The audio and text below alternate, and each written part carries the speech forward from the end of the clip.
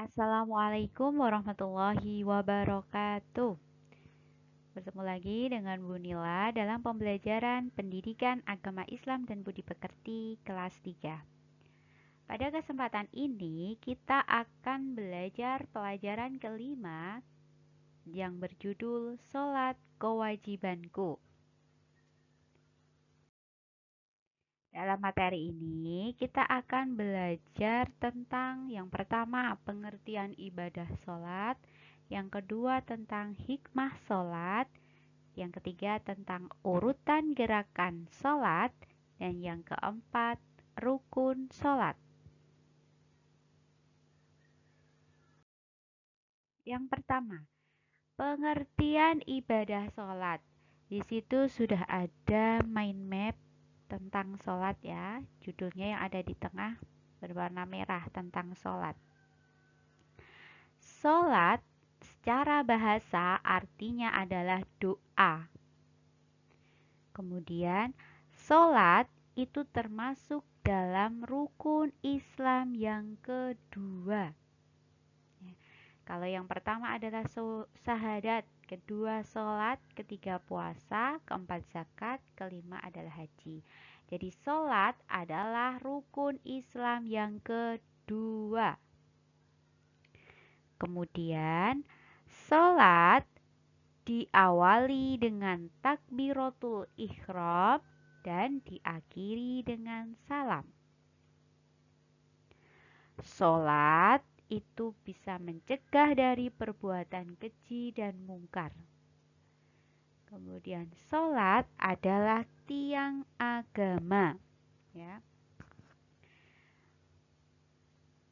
Dan sholat adalah amalan yang pertama kali akan dihisap nanti di hari penghisapan, di hari penimbangan nanti ya.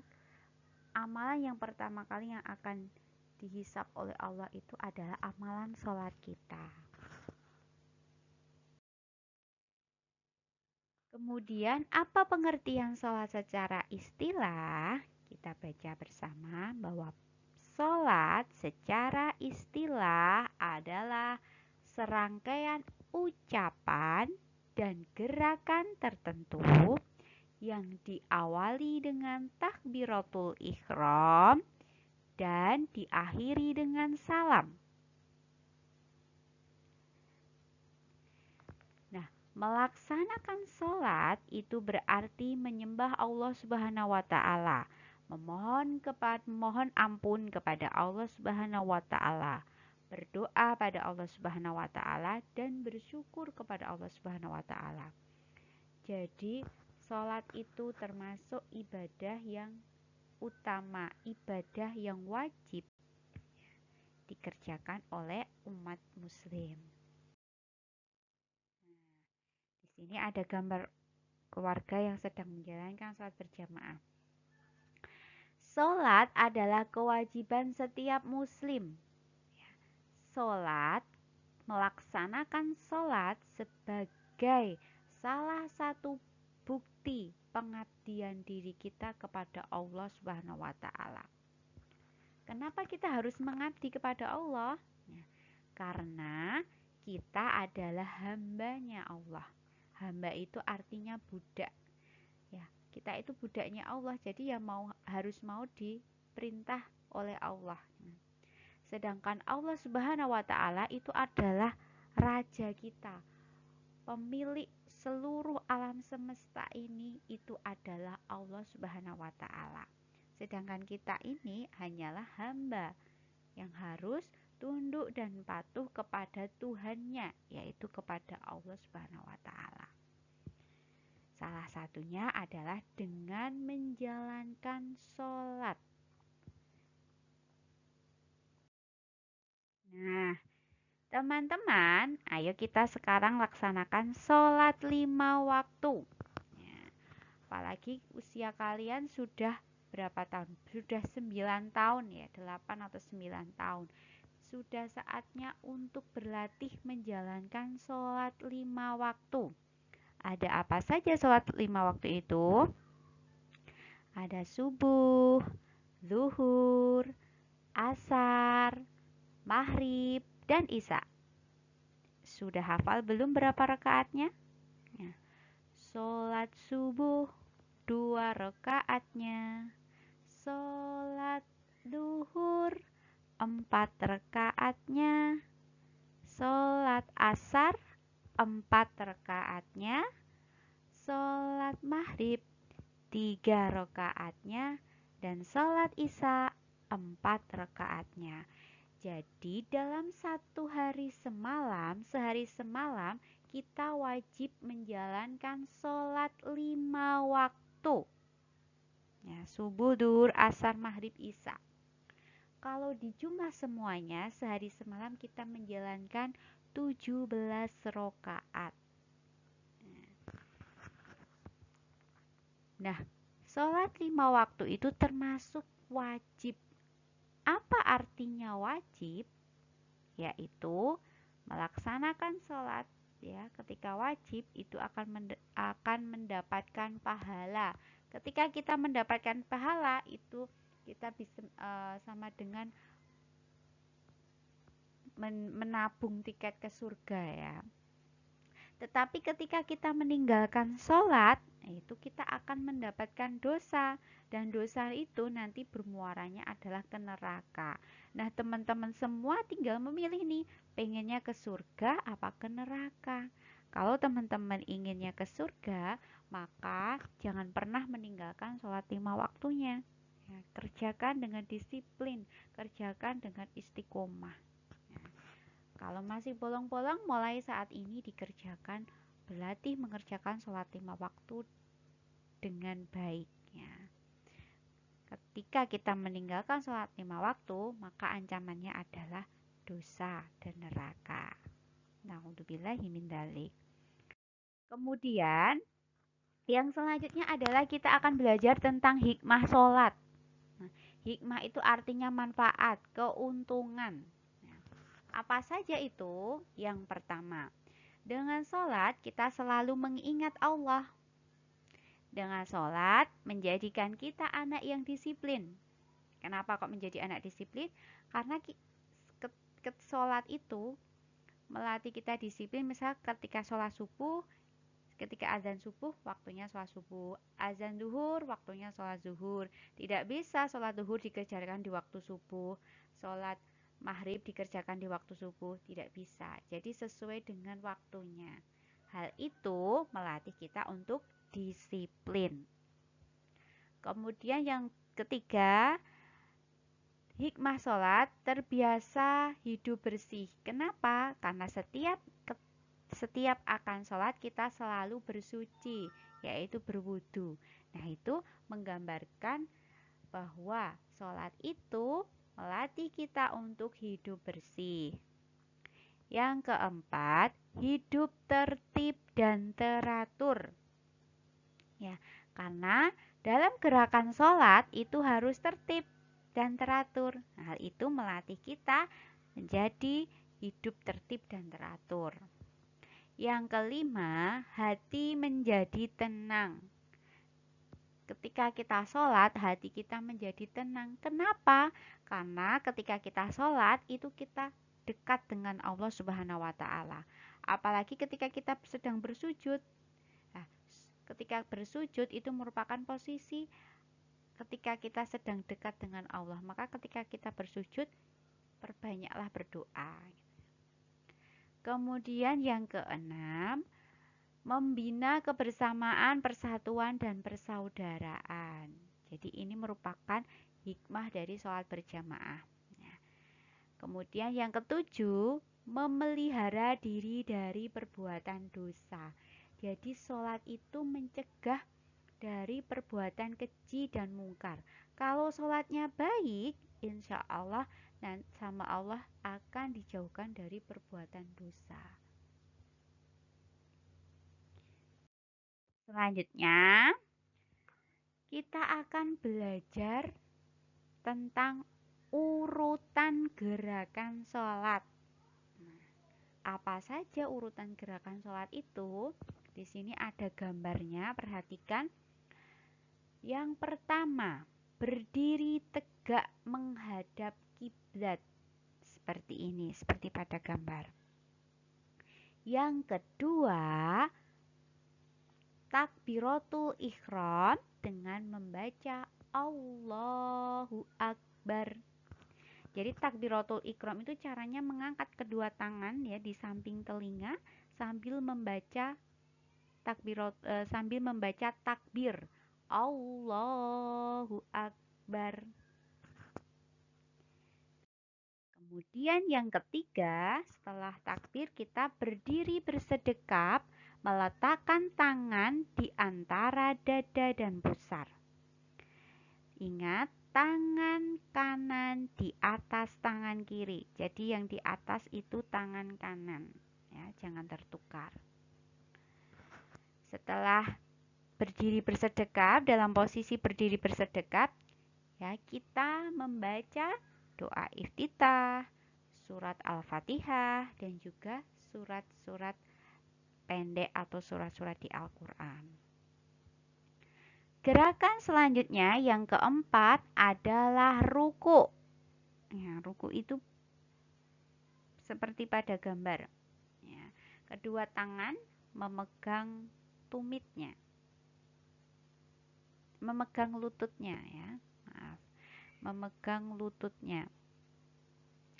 Dengan membaca, bacaan ruku adalah Subhana rabbiyal azimi wa bihamdi. Itu dibaca 3 kali. Subhana rabbiyal azimi wa bihamdi. Subhana rabbiyal azimi wa bihamdi. Setelah ruku, maka kita bangkit dengan mengangkat kedua tangan yang bernama gerakan iktidal. Ya, seperti pada gambar itu namanya gerakan iktidal. Membaca sambil mengangkat kedua tangan, membaca Sami Allahu liman hamidah. Kemudian dilanjutkan membaca doa iktidal. Rabbana walakal hamdu. Nah, itu tadi namanya iktidal. Setelah iktidal, gerakan selanjutnya yaitu sujud. Seperti pada gambar. Keenam, sujud. Dengan membaca, bacaannya adalah Subhana rabbiyal a'la wa bihamdih. Dibaca 3 kali. Subhana rabbiyal a'la wa bihamdih. Subhana rabbiyal a'la wa bihamdih. Ya, posisi sujud seperti ini. Kedua kaki dirapatkan ya, telapak kakinya dirapatkan. Kemudian gerakan yang ketujuh adalah duduk iftirosi atau duduk di antara dua sujud seperti pada gambar. Setelah melakukan duduk iftirosi, kita akan sujud kembali. Nah, setelah sujud kembali, gerakan yang kedelapan adalah duduk tasyahud awal. Duduk tasyahud awal itu posisi kaki seperti ketika duduk di antara dua sujud. Tetapi pada duduk tasyahud awal ini, jari telunjuk tangan kanan kita ya, itu diposisikan seperti pada gambar itu ya. Jadi jari telunjuknya menghadap ke depan ya, telunjuk tangan kanan. Tetapi posisi kaki seperti pada saat duduk di antara dua sujud. Kemudian gerakan yang ke-9 adalah duduk tasyahud akhir. Duduk tasyahud akhir ini sama dengan duduk pada tasyahud awal. Perbedaannya ada pada posisi kaki. Pada tasyahud awal ini ya, posisi kakinya ya itu berbeda dengan tasyahud awal. Perhatikan pada gambar tersebut. Ya. Kemudian gerakan yang terakhir yaitu salam. Ingat, gerakan salam ini diawali dengan salam ke kanan dulu. Kemudian baru dilanjutkan salam ke kiri. Jadi jangan sampai terbalik ya. Ke kanan dulu. Assalamualaikum warahmatullahi wabarakatuh. Baru ke kiri. Assalamualaikum warahmatullahi wabarakatuh. Itu tadi 10 urutan gerakan sholat. Nah, untuk bacaannya nanti kita akan pelajari selanjutnya. Kemudian kita akan mengenal rukun sholat. Rukun sholat artinya adalah segala sesuatu yang harus dikerjakan dalam sholat itu. Tidak ada yang boleh ditinggalkan. Kalau ada satu rukun yang tidak tertunaikan, nanti sholatnya menjadi tidak sah. Ya. Jadi rukun itu artinya harus dilaksanakan, harus dikerjakan dalam sholat itu. Yang pertama adalah niat dalam hati. Yang kedua, berdiri bagi yang mampu. Kalau baru sakit atau ada suatu kondisi yang tidak membisahkan kita untuk berdiri, maka kita boleh sholat sambil duduk ataupun sambil berbaring. Jadi meskipun sakit, kewajiban sholat itu tetap harus dilaksanakan. Kemudian yang ketiga adalah takbiratul ihram yang berbunyi Allahu Akbar. Yang keempat, membaca surat Al-Fatihah di setiap rokaatnya. Jadi di setiap rokaat kita wajib membaca surat Al-Fatihah. Kemudian yang kelima, ruku dengan tumak ninah. Tumak ninah itu artinya apa? Tumak ninah itu artinya berhenti sebentar. Jadi gerakannya itu tidak tergesa-gesa. Gerakannya itu dihayati. Ya, berdiri sejenak. Tumak ninah itu artinya berhenti sejenak.